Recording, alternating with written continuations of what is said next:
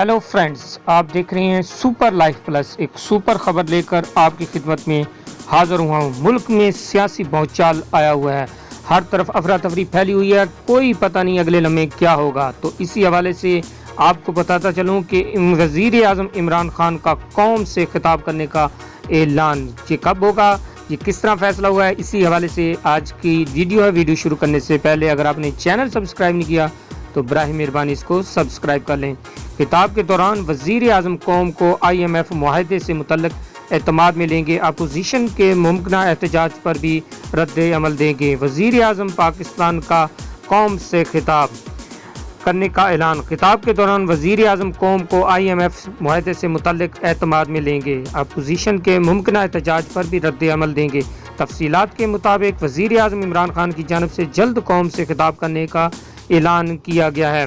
ज़राए के मुताबिक वज़ीर आज़म इमरान खान जल्द कौम से खिताब करके कौम को IMF के साथ होने वाले मुआहदे से मुतल्लिक आगाह करेंगे और एतमाद में लेंगे।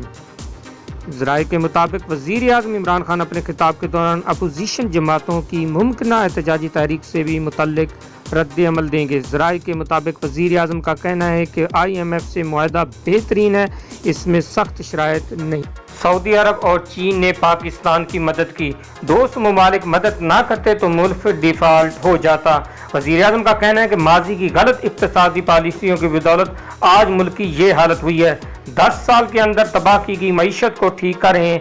ये सारे चोर इकट्ठे होना चाहते हैं, आवाम कभी इनका साथ नहीं देंगे। लोगों का बिलावल और मरीम के इफ्तिदार में मिलने पर हैरत नहीं होनी चाहिए।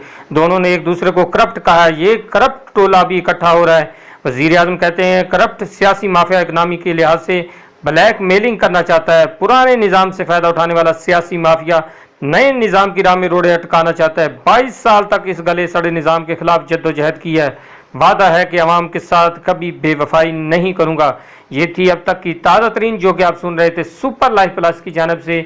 उम्मीद आप लोगों को ज़रूर पसंद आएगी। पसंद आने पर फिर लाइक, शेयर और सब्सक्राइब ज़रूर कीजिएगा।